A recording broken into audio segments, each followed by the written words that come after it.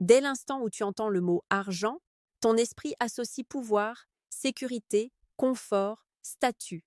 On t'a appris que c'est ce que tout le monde poursuit, que c'est ce qui fait tourner le monde, que c'est ce qui attire, impressionne et rassure.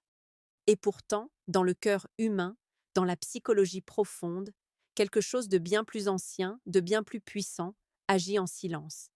Quelque chose qui précède les billets, les comptes bancaires, les voitures et les maisons. Les stoïciens l'avaient décompris il y a plus de 2000 ans, et aujourd'hui encore, cette vérité continue de se manifester dans les relations, dans l'attirance, dans la façon dont une femme perçoit un homme, non pas avec sa logique, mais avec son instinct. Ce que beaucoup d'hommes ignorent, c'est que l'argent ne touche qu'une couche superficielle du désir.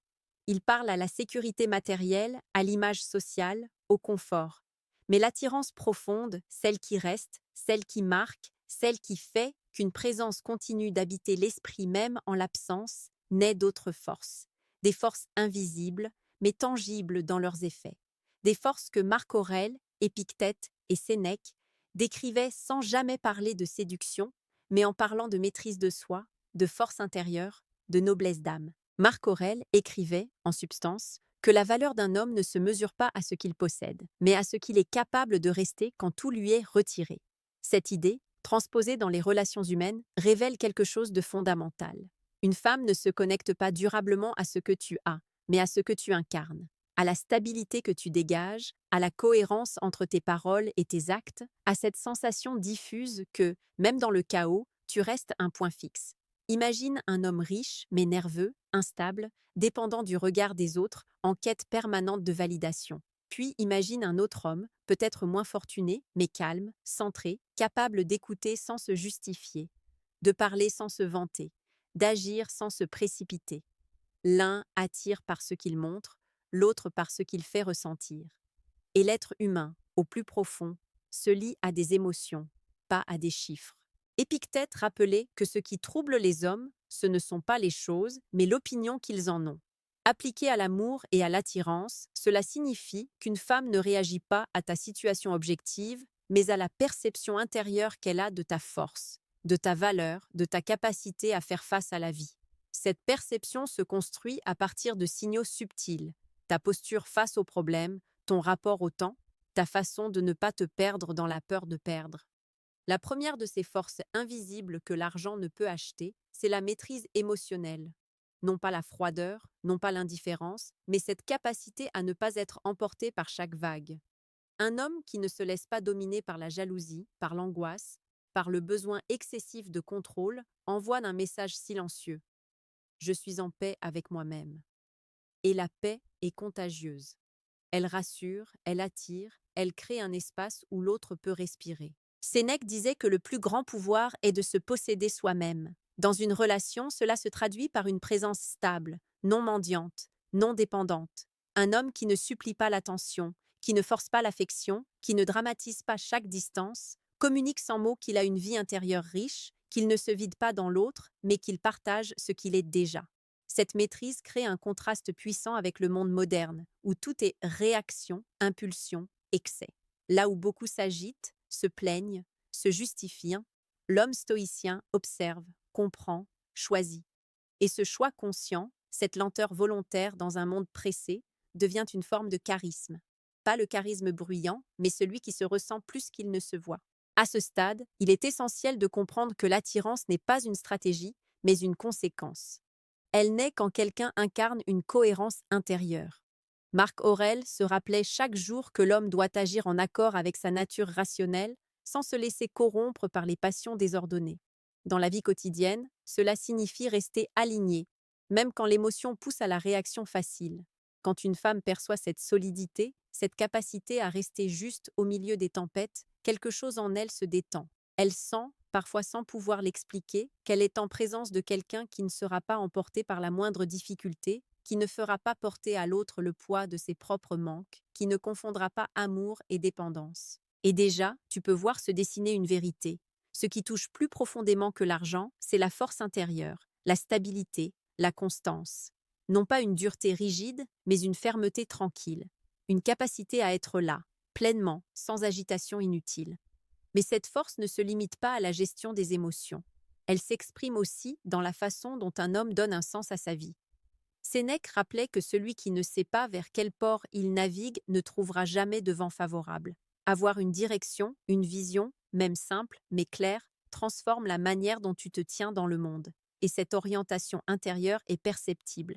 Un homme qui sait ce qu'il veut, qui avance sans se comparer constamment, qui construit sans se disperser, dégage une énergie particulière. Il n'est pas en train de courir après l'approbation, il marche vers ce qu'il juge juste. Et cette marche tranquille, assurée, parle plus fort que n'importe quel signe extérieur de richesse. Dans les interactions, cela se traduit par une parole posée, par des silences assumés, par une écoute réelle. Épictète insistait sur le fait que nous avons deux oreilles et une bouche pour une raison. Celui qui sait écouter, qui ne cherche pas à impressionner à chaque phrase, qui laisse l'autre s'exprimer sans l'interrompre pour ramener tout à lui, crée un lien d'une qualité rare. Ce lien n'est pas basé sur la promesse de confort matériel, mais sur une reconnaissance plus subtile, celle d'être vue, comprise, respectée. Et ce sentiment dans l'âme humaine pèse souvent bien plus lourd que la perspective d'un luxe futur. À ce point du chemin, il devient clair que l'argent peut ouvrir des portes, mais qu'il ne construit pas l'espace intérieur dans lequel une relation peut réellement s'épanouir. Les stoïciens parlaient de l'indifférence relative des biens extérieurs. Non pas qu'ils soient inutiles, mais qu'ils ne constituent pas le cœur de la vie bonne. Le cœur, disait-il, réside dans la vertu, dans la sagesse, dans la maîtrise. Transposé à l'attirance, cela signifie que ce qui touche le plus profondément n'est pas ce que tu offres matériellement, mais ce que tu représentes humainement. La sécurité émotionnelle, la clarté, la présence, la capacité à rester droit quand les circonstances changent. Et c'est ainsi que, sans encore les nommer, nous nous approchons de ces trois choses que beaucoup de femmes apprécient, souvent inconsciemment, parfois même plus que l'argent lui-même. Des choses qui ne s'achètent pas, qui ne se simulent pas longtemps, mais qui se cultivent par un travail intérieur constant, exactement comme le recommandèrent les sages de l'Antiquité. Car, comme le disait Marc Aurèle en substance, l'âme prend la couleur de ses pensées. Et l'homme qui travaille ses pensées, ses réactions, sa vision du monde, finit par rayonner d'une manière que ni l'or ni l'argent ne peuvent égaler.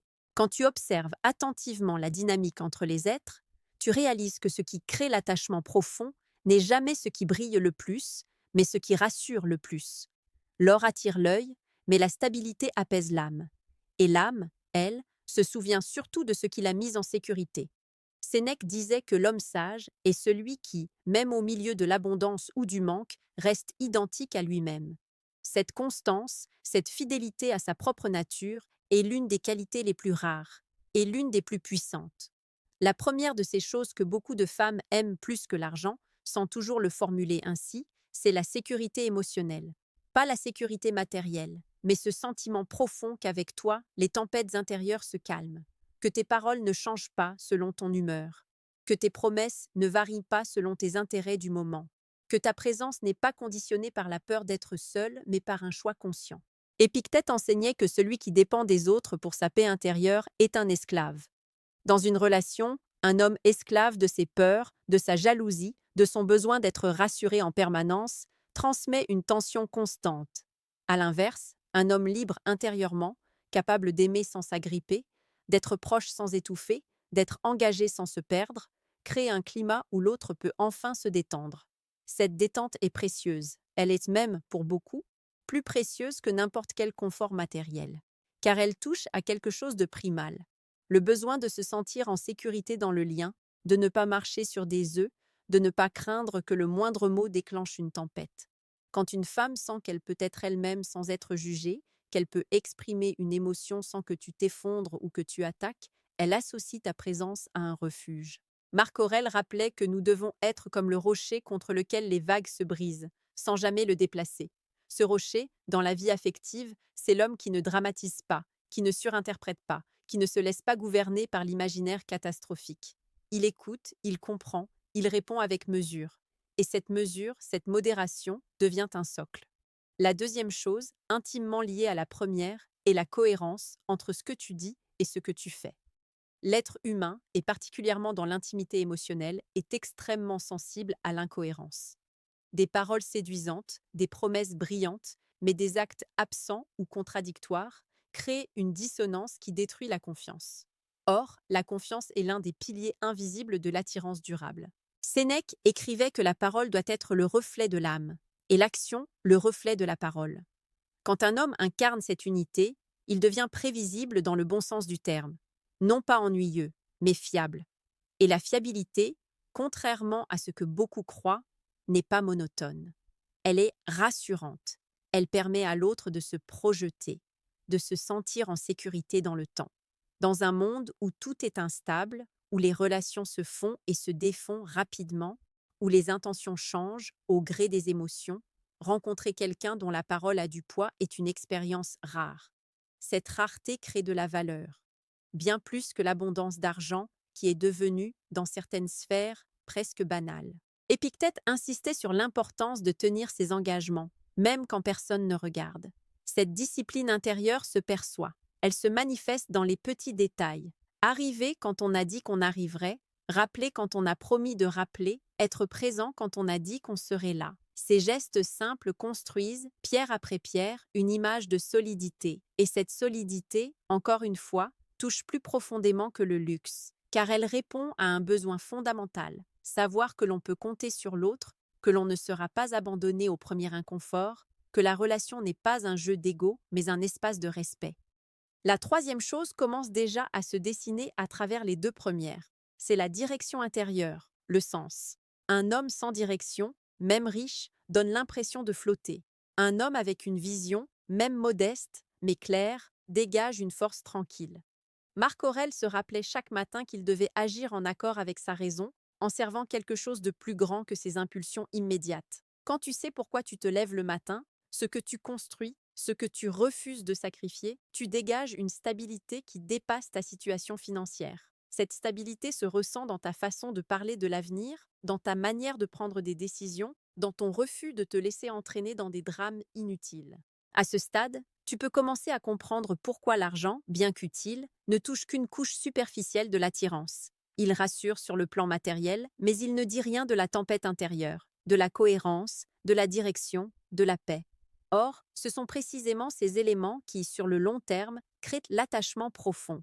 Les stoïciens n'auraient jamais parlé de séduction au sens moderne, mais ils auraient parlé de caractère, de vertu, de constance. Et c'est ce caractère, cette vertu incarnée, qui aujourd'hui encore agit comme un aimant silencieux.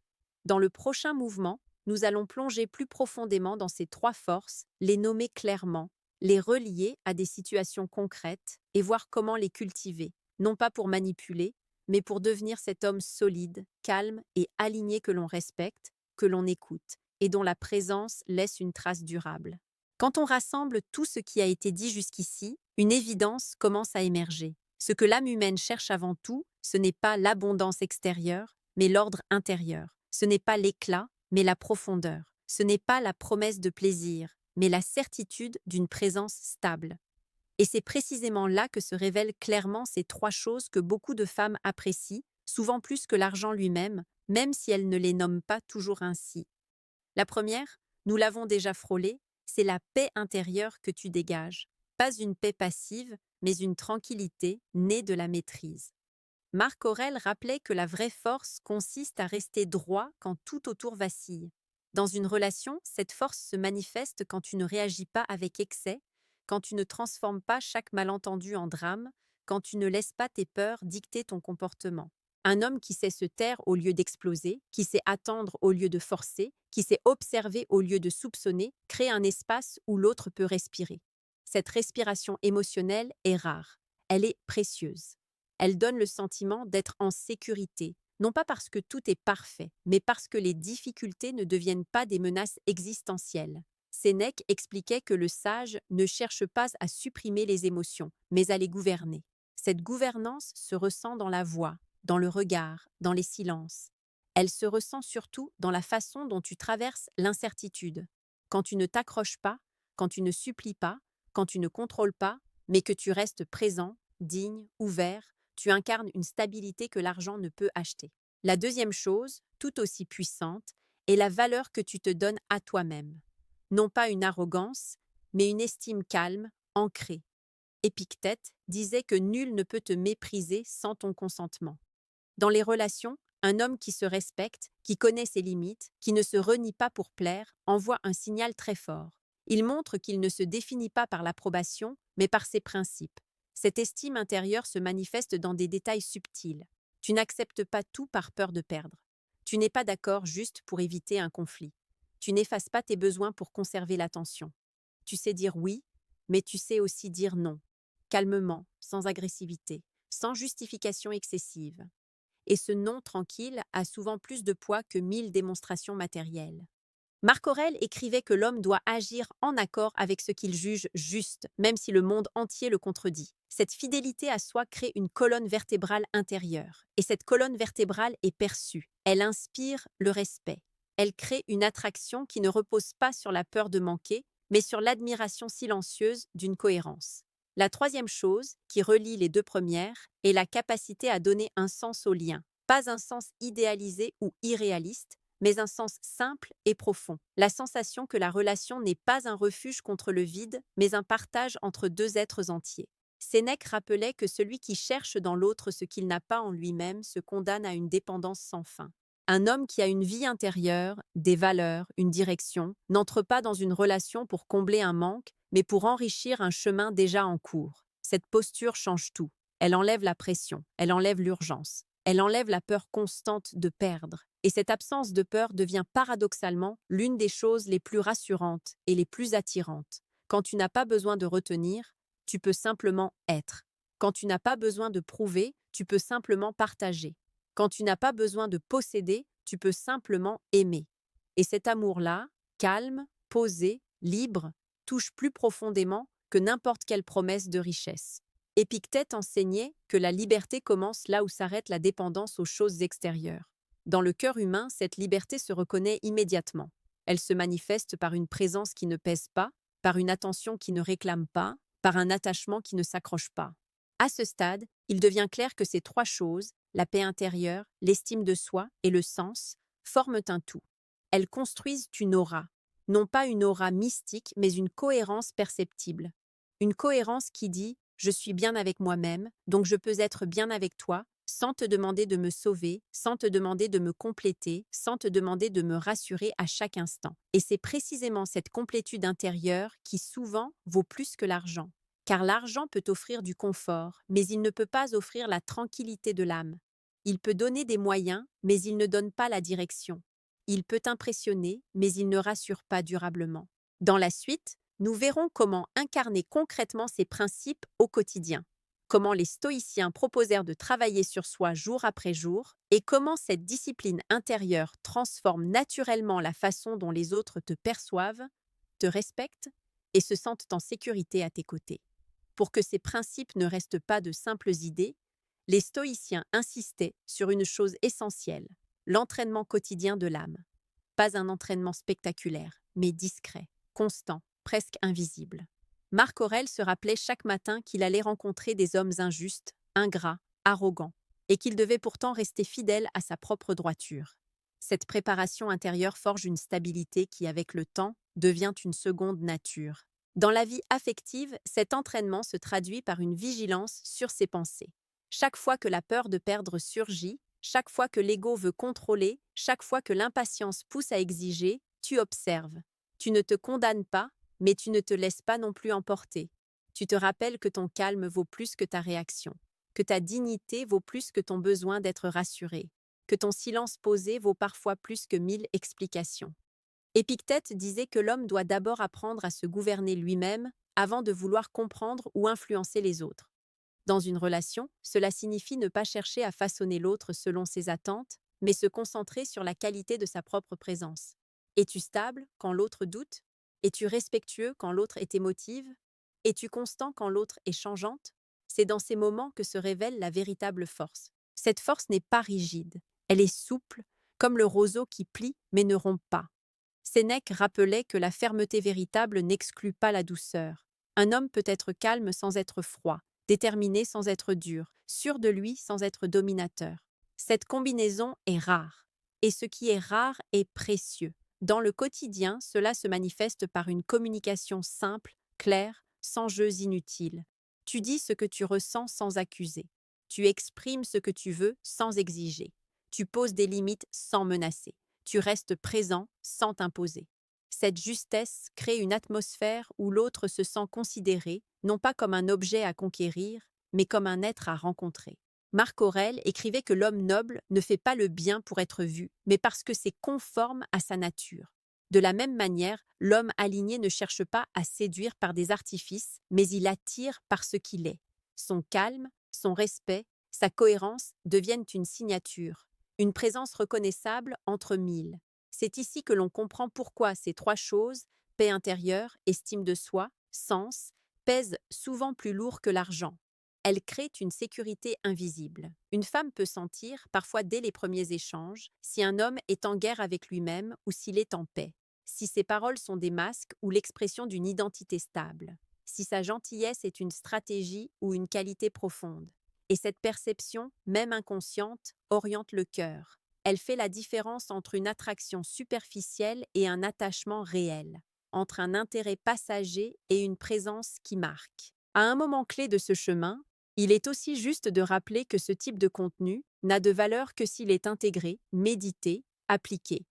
Si tu sens que ces réflexions t'aident à voir plus clair sur toi-même, sur les relations, sur la maîtrise intérieure, alors prends l'habitude de t'entourer régulièrement de ce genre de pensée. S'abonner, ce n'est pas seulement cliquer sur un bouton, c'est choisir de nourrir son esprit avec des idées qui élèvent plutôt qu'avec des distractions qui dispersent. Les stoïciens tenaient des carnets, relisaient leurs principes, se rappelaient chaque jour ce qu'ils voulaient devenir. Toi aussi, tu peux faire de cet espace un lieu où tu reviens pour te recentrer, pour renforcer cette colonne vertébrale intérieure, pour cultiver cette présence calme qui, sans bruit, transforme la manière dont les autres te perçoivent. Dans la dernière partie, nous rassemblerons tout cela dans une vision claire et unifiée. Nous verrons comment ces trois forces s'entrelacent dans la vie réelle. Et nous terminerons par ce rappel essentiel qui lie la sagesse antique à la quête moderne de relations plus profondes et plus vraies. Quand on arrive au terme de cette réflexion, tout se rassemble en une seule image, l'image d'un homme qui ne cherche pas à briller, mais à être juste, qui ne cherche pas à impressionner, mais à être vrai, qui ne cherche pas à posséder, mais à se posséder lui-même. Les stoïciens appelaient en cela la souveraineté intérieure, et c'est cette souveraineté qui, silencieusement, crée l'attraction la plus profonde. La paix intérieure, l'estime de soi, le sens, ces trois forces ne sont pas des techniques, ce sont des états d'être. Elles se nourrissent l'une l'autre. Quand tu es en paix avec toi-même, tu n'as plus besoin de courir après la validation. Quand tu te respectes, tu n'acceptes plus de te trahir pour être aimé. Quand tu as une direction, tu ne t'accroches plus aux personnes par peur du vide. Tu avances et ceux qui marchent à ton rythme choisissent de t'accompagner.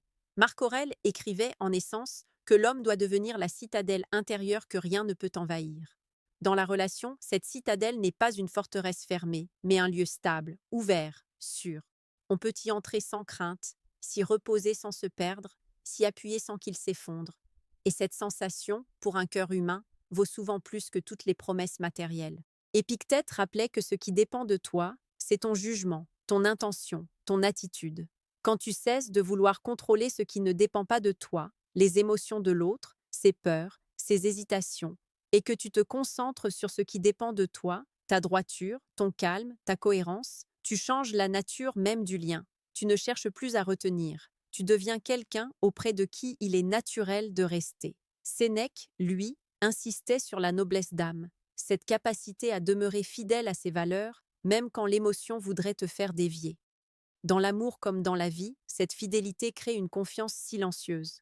On sent qu'avec toi, il n'y a pas de jeu caché, pas de masque, pas de stratégie confuse. Il y a un homme, simplement, dans sa verticalité. Et c'est ainsi que l'on comprend profondément pourquoi l'argent, bien qu'utile, ne touche pas l'essentiel. Il peut offrir des moyens, mais il ne donne pas la paix. Il peut créer du confort, mais il ne crée pas la sécurité intérieure. Il peut impressionner, mais il ne rassure pas l'âme. Ce qui rassure l'âme, c'est la présence d'un être qui se tient droit dans le monde, qui ne fuit pas ses émotions, qui ne les impose pas non plus, qui les comprend et les gouverne. À la fin, tout se résume à cette phrase que Marc Aurèle aurait pu murmurer à chaque homme en quête de respect et d'amour. Deviens celui que tu aimerais rencontrer en toi-même. Cultive ton calme, fortifie ton caractère, clarifie ta direction. Le reste viendra comme une conséquence naturelle, jamais comme une chasse anxieuse. Petite parenthèse, les amis. J'ai créé un manuel complet sur la séduction stoïque. Il t'apprend comment parler avec maîtrise pour créer une vraie attraction. Le lien est en première ligne de la description. Cette pub sera une seule fois dans toute la vidéo, et surtout à presque la fin de la vidéo. On continue. Retiens simplement ceci. Ce qui marque un cœur durablement, ce n'est pas ce que tu possèdes, mais ce que tu incarnes. Ce n'est pas la promesse d'un futur matériel, mais la certitude d'une présence stable. Ce n'est pas l'abondance extérieure, mais la richesse intérieure. Et quand un homme incarne cette richesse, quand il devient calme dans le chaos, constant dans l'incertitude, juste dans l'émotion, alors, sans qu'il ait besoin de le demander, son respect grandit, son attrait s'approfondit, et sa présence laisse une empreinte. Car, comme le disèrent les sages, on n'attire pas ce que l'on veut, on attire ce que l'on est.